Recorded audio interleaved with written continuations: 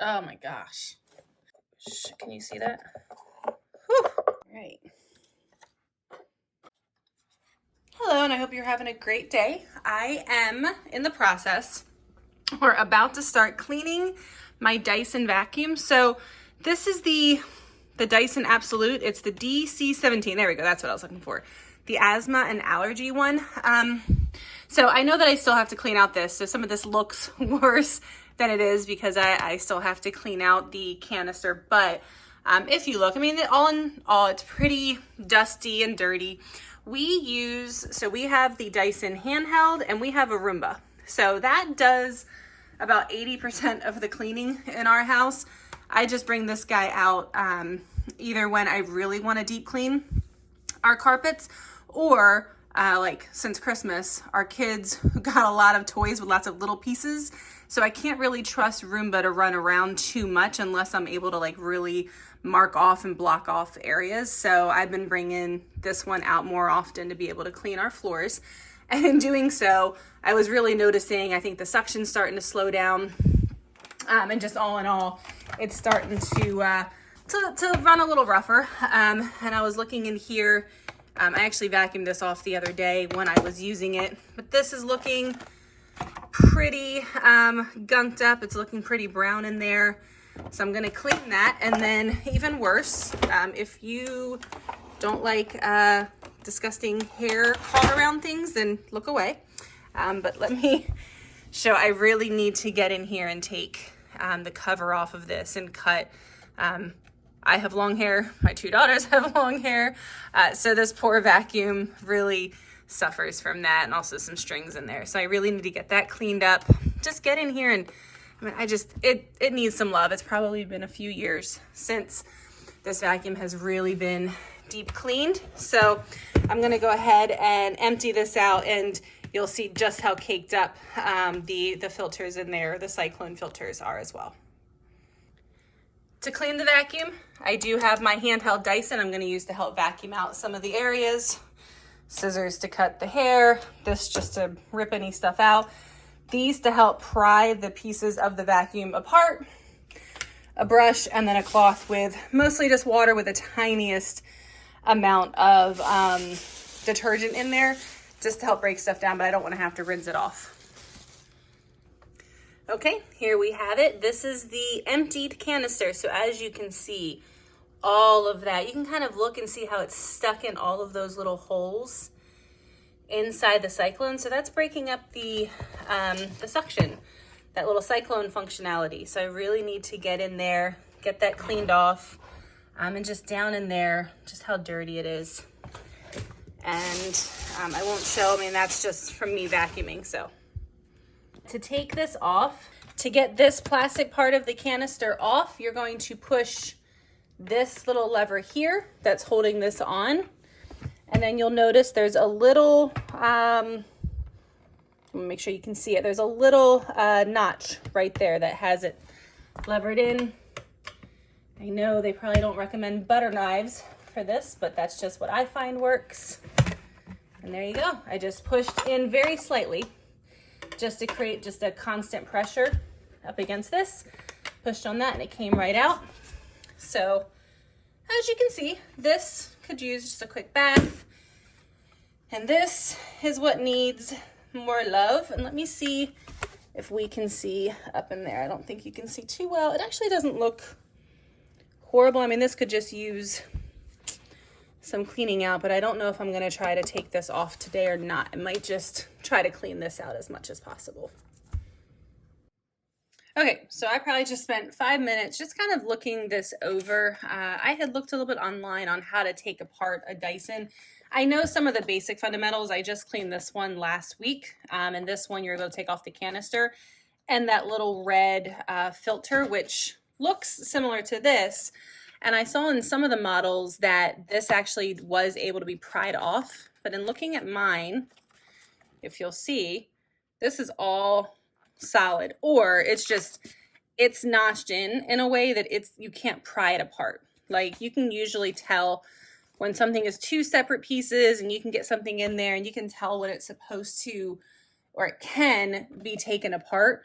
But with looking at this one, it definitely, they don't want you taking this apart. Also, if you're cleaning, do this outside. I'm doing it inside so that I can record this because it's a little harder for me to do that outside. I'm doing it on a rug that once I'm done, I'm gonna shake it outside and then run it through the washing machine. But I was just kind of looking in here. I might go grab a brush that I can use to loosen stuff up. First, I'm gonna run it through. So I have this brush. And actually this, yeah, I have, sorry, I don't know if you knew this. Some of these on the brush, if you push that little thing back, you get like a little, like a harder piece, not the brush piece. I'm probably going to use the brush because that can kind of get into these holes. I'm going to get the main dirt off and then kind of look through to see what I can do to get up in here and loosen some of that other dirt and the other dirt in here.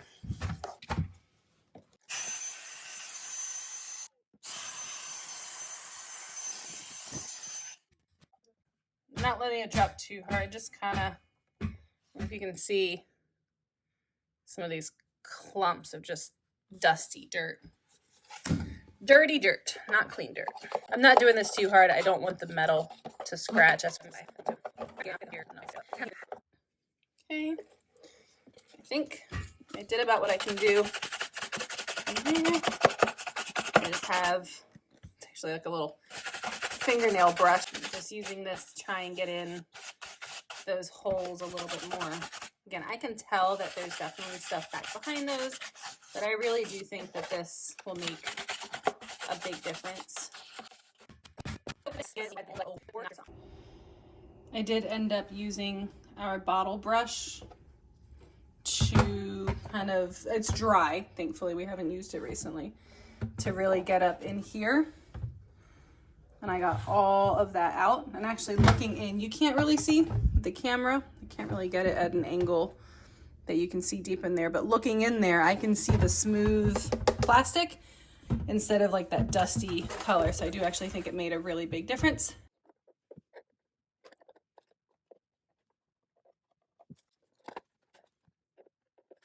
There's just a little piece. If you look, you have to just turn this, that little screw thing, just enough to turn this from being this way to being this way. Start with the same thing I did with the other one, just vacuum out.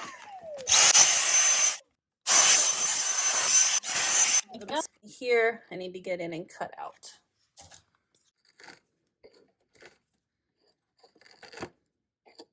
Okay, there we have it. That is rather clean. Now, interestingly, once I took this off, when I was pulling on this, this actually comes out pretty easily. So it'd probably be easier to clean, but I don't want to do it because I don't want to have to worry about getting this rubber band back in line and back where it needs to be. And I know myself well enough that usually that's the type of stuff that gets me. So I just worked around it. And I actually found that these little needle nose pliers did a better job than scissors at getting all of that. Oh my. Okay, now we're just on. I'm not going to take apart any more of the vacuum, but I am just going to vacuum it off and then wipe it down. So now on to the cleaning. This needs to get cleaned. I'm just going to grab the washcloth to wipe that off. This needs to get cleaned. And this needs to get cleaned. I'm actually going to run, might go ahead and start filling this a little bit. This one I will use some soap. I'm not going to use any soap on this filter, but I will use a little bit just because that's bunked up pretty bad in there.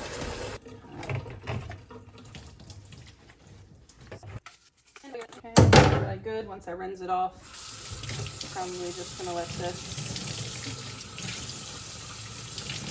fill it with water a little bit.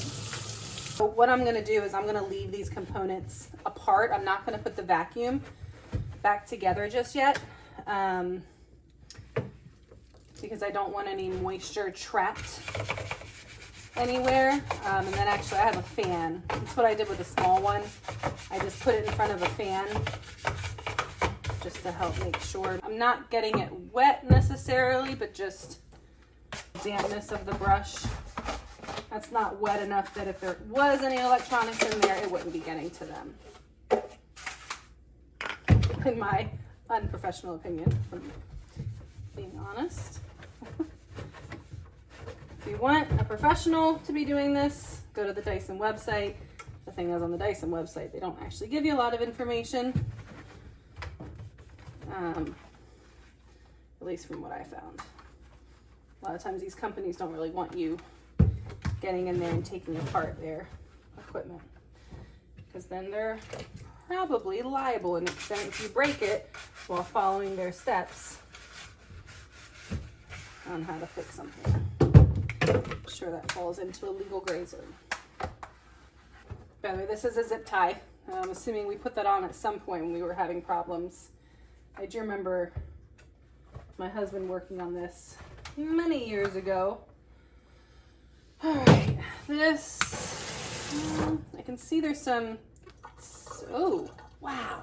Ugh, that is not, oh, gosh. Okay, I thought I saw something moving. I'm just being dramatic. Okay. That is much dirtier in there than I expected. Let me just make sure that doesn't go down our drain. Okay, oh. Well, that's satisfying.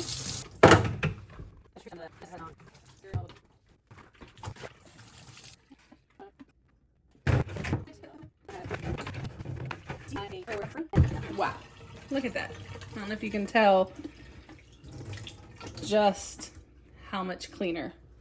Whew, that was. All right. If you have a Dyson, particularly like the allergy one, I don't know if the animal dander one is the same. I know that one has a lot of fine filters, but do not use baking soda. So I used to, just from, you know, growing up, I remember my mom teaching me, like, you can sprinkle baking soda on the carpet, kind of rub it in, let it absorb some of the odors, and then you vacuum it up. So I used to do that periodically. And it filled this filter to the point that my vacuum was not working effectively.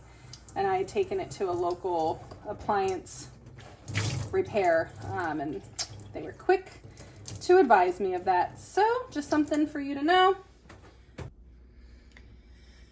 So we have clean filter, clean, this is the part that goes under the rollers, the canister, and this I think is the most impressively cleaned item.